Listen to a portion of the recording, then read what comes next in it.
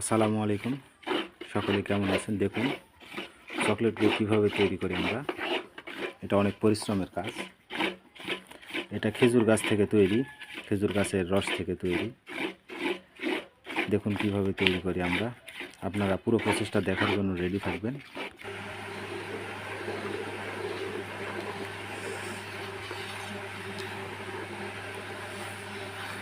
সকলেই দেখতেছেন আমি গাছ কাটছি এবং গাছ কাটার ভিডিও সহ গুড় তৈরির পুরো প্রসেসিং আপনাদেরকে দেখানোর চেষ্টা করতেছি।